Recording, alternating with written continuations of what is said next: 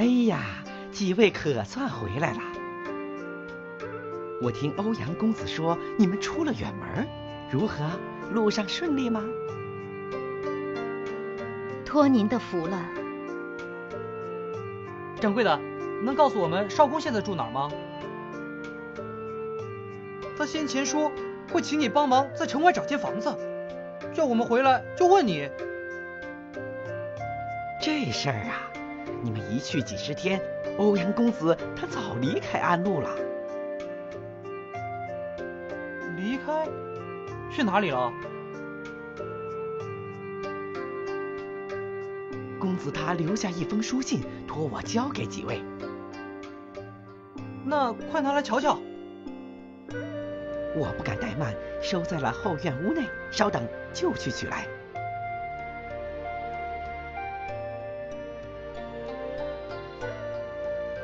少公说他回青玉坛去了。青玉坛？哎，少公怎么会？少公哥哥为什么要去找那些坏人呢？速往下看。信里还讲，让我们不要担心，没有什么。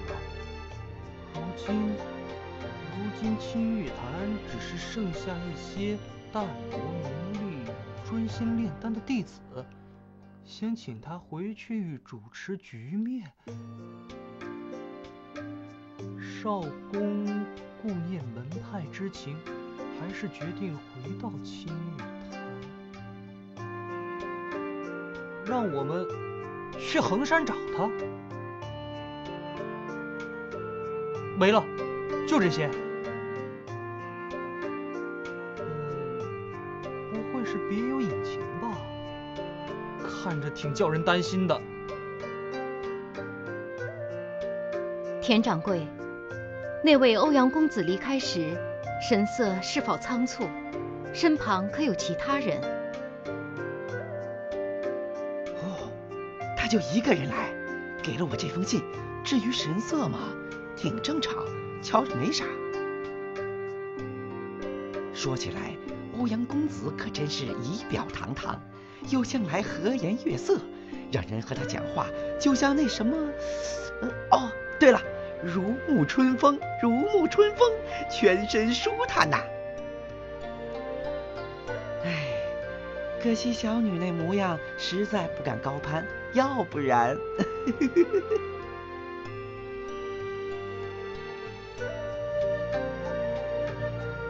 除了信件之事，欧阳公子可还交代了什么？其他真没了。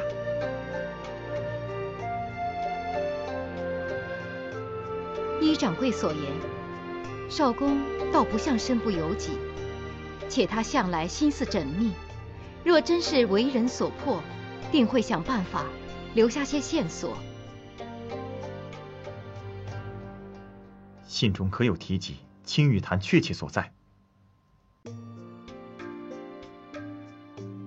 说是去南岳衡山祝融峰会仙桥，便可进入青玉坛。按信里说的方向，地方倒是不算难找。究竟如何？去了便知。好，那我们马上去衡山找那什么会仙桥。几位这样匆匆，可是欧阳公子出了事？无事，掌柜的不用担心，倒是打搅你做生意了。哪里，就冲你们之前救下城里几个孩子，这件小事算得了什么？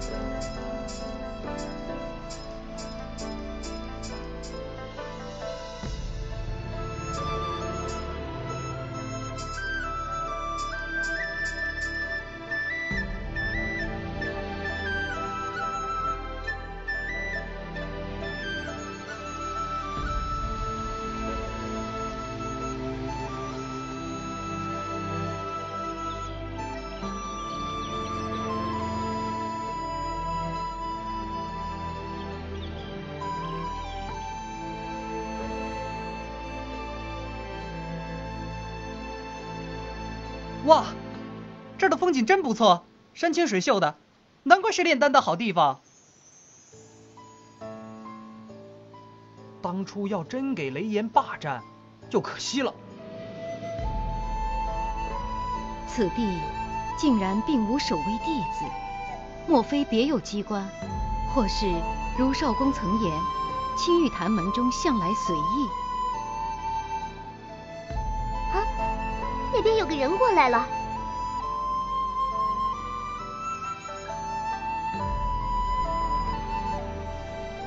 你们是？在下百里屠苏，与这几位一同，接着来寻欧阳少公先生。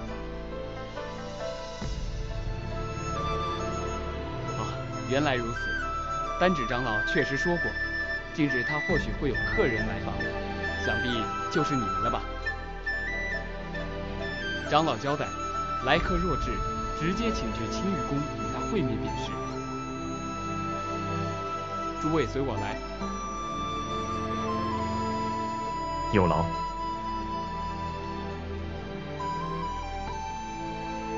这么顺利，这人怎么一点防人之心都没有？万一是骗他的怎么办？猴儿别弄错了，在真正见到少公以前，该是我们要多提防才对。确实不可大意。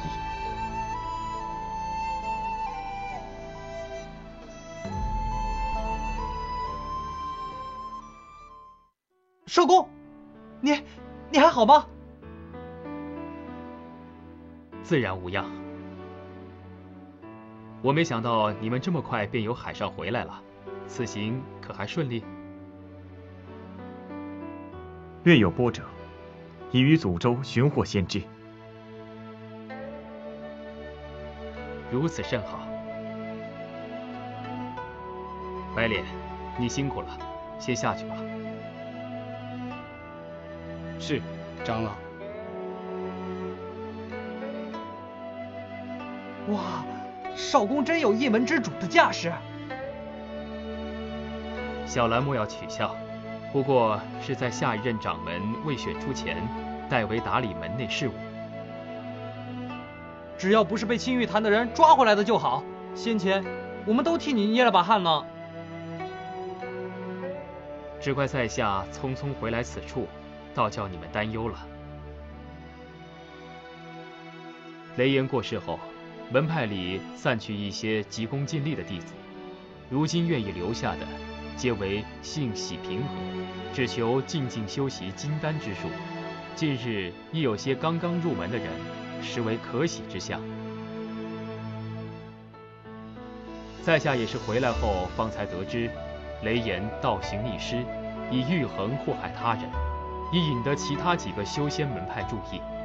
好在前些日子，在下携弟子去各派登门拜访，说清了前因后果。也幸而当初诸位施以援手，及时阻止，不然青玉坛200年前遭诸派围攻的惨剧，或许又将重现。嘿，看样子青玉坛还被少公打理得井井有条嘞。哪里，全赖门中弟子担待。若是可以，等一下请百里少侠先将采得先知交与在下，甄别研究一番，待拿定主意，即可开炉炼丹。自是如此，有劳先生。诸位海上奔波，想是未曾歇息好，不如在青玉坛中盘桓几日。丹药是否能够炼成，在下不敢夸口。即便得以出炉，亦少则半月，多则数月。除百里少侠外，届时其余人当可去留随意。我想留下陪着苏苏。香菱也不走。反正又没啥事，先留下来看看风景也好。要是丹药炼成了，就跟木头脸一起去救人呗。不必如此，太过劳烦。一定要，忙活这么久，总得见个结果吧。我可是为了这，连酿酒仙草都没找着。胡说！你没找到那什么草，和木头脸的事哪有半点关系？诸位也是一番盛情，既如此，便先在青玉坛中留上一段时日，亦是无妨。丹药势大，在下尚不敢说有几分把握，但定会竭尽全力。多谢先生。已不早了，在下命人准备便饭，诸位一起用过后再歇息和好。不早，我们刚进来那会儿，天还大亮着吧？不过确实感觉过得挺久，肚子也咕咕叫，奇怪。小兰，在此处并不可以日出日落断言早晚。啊！青玉坛实有上下两层，若从高处看，则现太极之意，下层永为白昼，上层永为黑夜，意指分阴分阳，化生万物。和我们那儿有些像，不过要有趣好多。原来还能这样，跟祖州到处是月亮算异曲同工之妙吧？洞天日月，果然都不一般。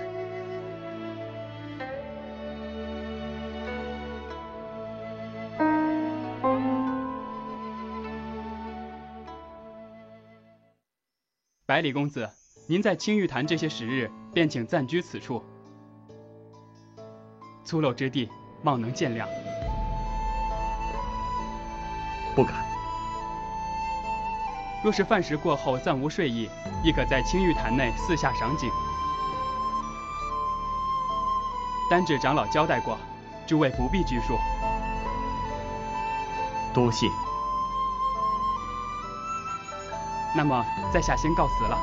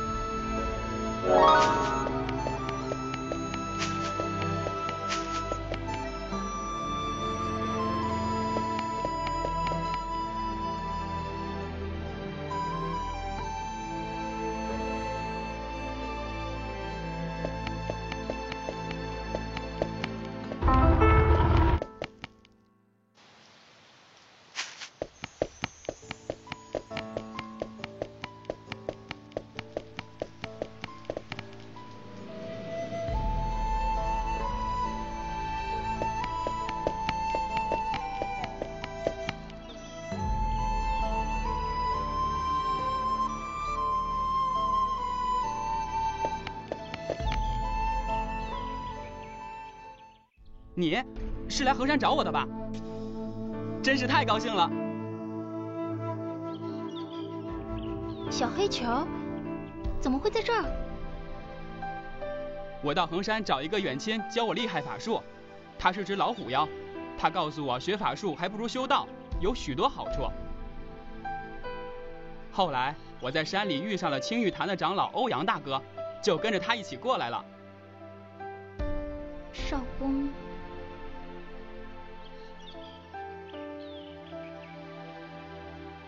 那条兽蛇呢？你终于把它扔了？小绿是自己跑掉的。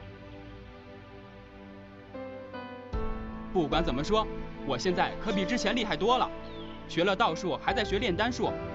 不如下个月你就跟我一起回族里去见长辈吧。小黑球，我不是都说了。黑曜师弟，商路师兄，过来与我去炼丹室分拣药材。好吧，我就去。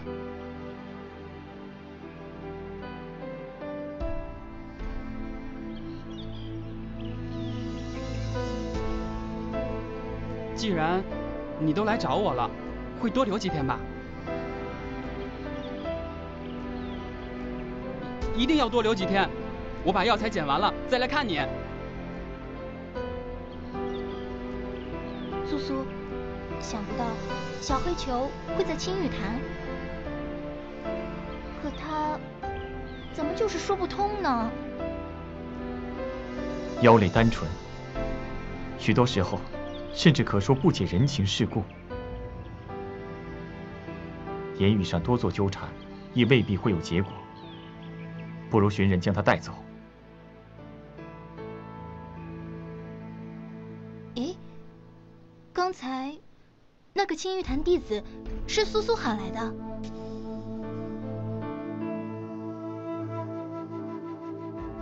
谢谢苏苏，要不是你，这种事情我也应付不来。勿需言谢。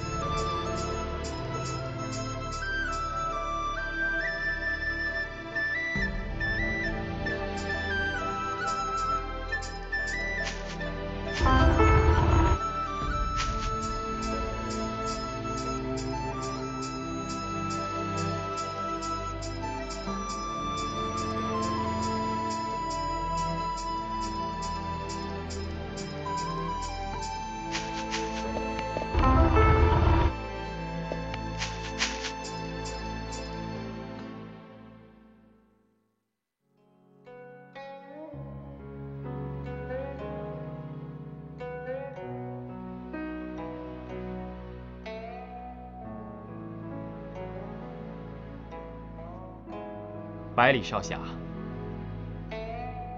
耳闻先生琴音，不由停步。适才于房中翻阅典籍，少侠所语应是先知无疑，但书中所载几处，在下仍有不明，便先到屋外闲坐片刻，以免一时多思，反入歧途。令先生劳神了。一诺千金，自当尽力而为。少侠若有兴致，何妨稍坐片刻？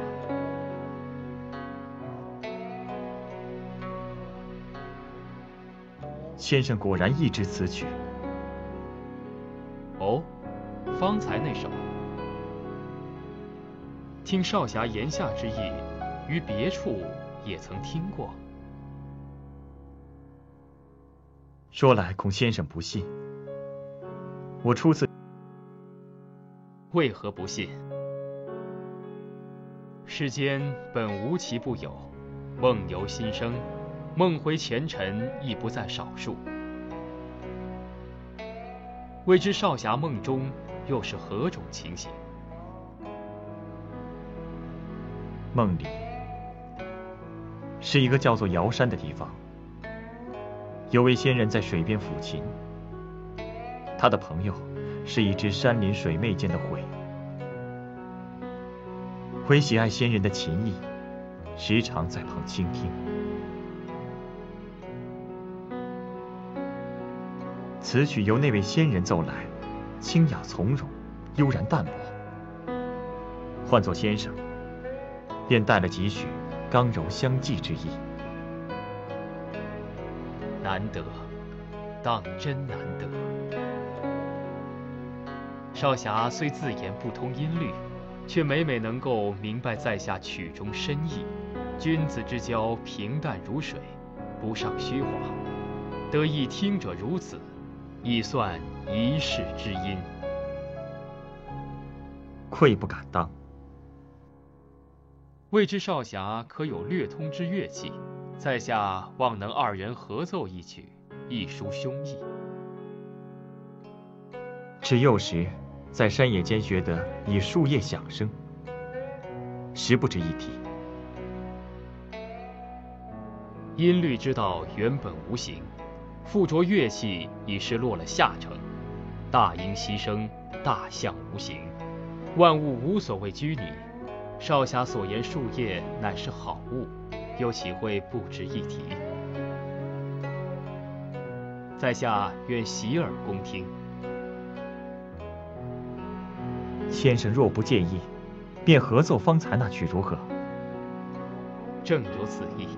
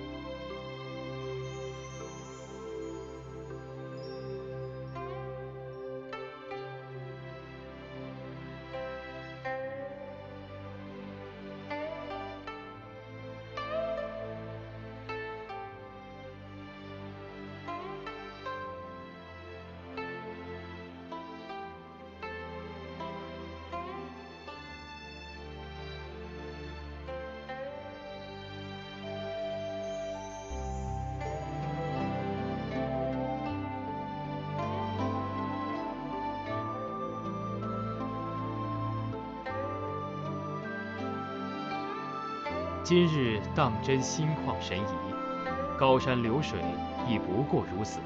我二人可比一比那子期伯牙了。不枉在下初识少侠，便有相知之感。先生助我良多，能结此友谊，亦是百里屠苏一生之幸。不胜心悦。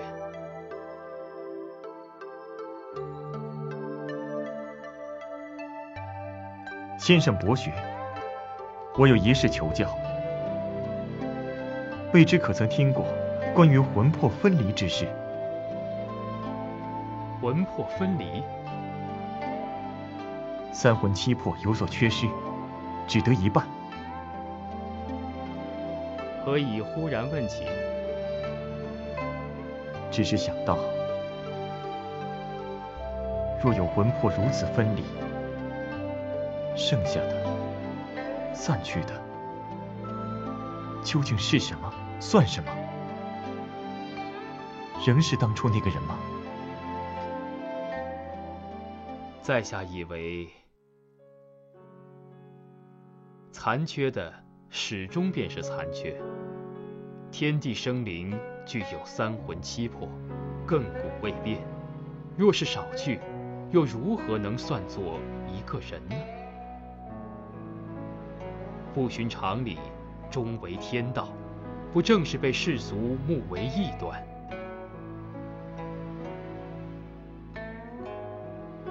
少侠可是曾在哪里见过那样的人？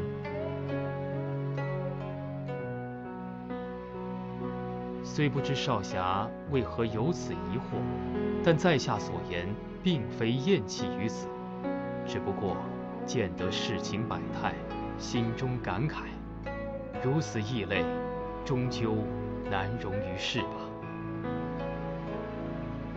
说来，少侠亦是一个命数不同寻常之人。当初闻锦娘所说，便能想见你一定遇过许多困苦。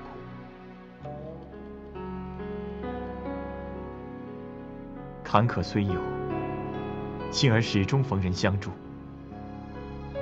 昔日为师尊所救，灭族之时免于一死。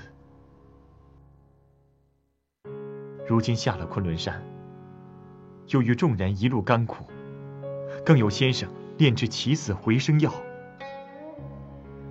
我实在拙于言辞，但此番恩义定会铭记在心。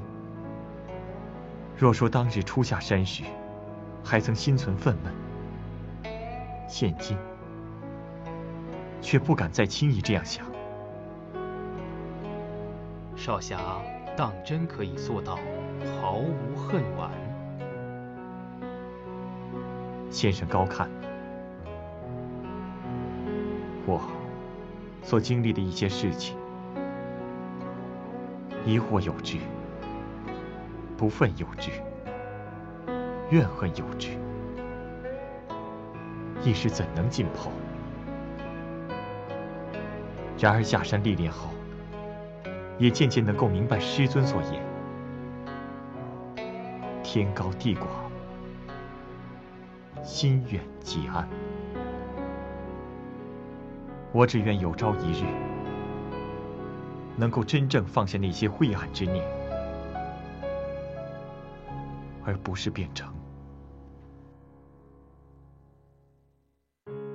何况眼下还有更重要的事情去做，也容不得我多想。少侠能这样，自是极好，极好。在下昔时也曾遇见许多不平之事，被人视作异类，心中痛苦非常。欧阳先生怎会？俱是一些陈年往事，都已过去，不必多提。正因如此，在下才心有所感，颇为少侠担忧。但听少侠方才所说，倒是在下多虑了。粗俗成情。无怪乎先生年纪虽轻，却有许多与众不同的想法，有时倒如睿智长者。当不得如此称赞。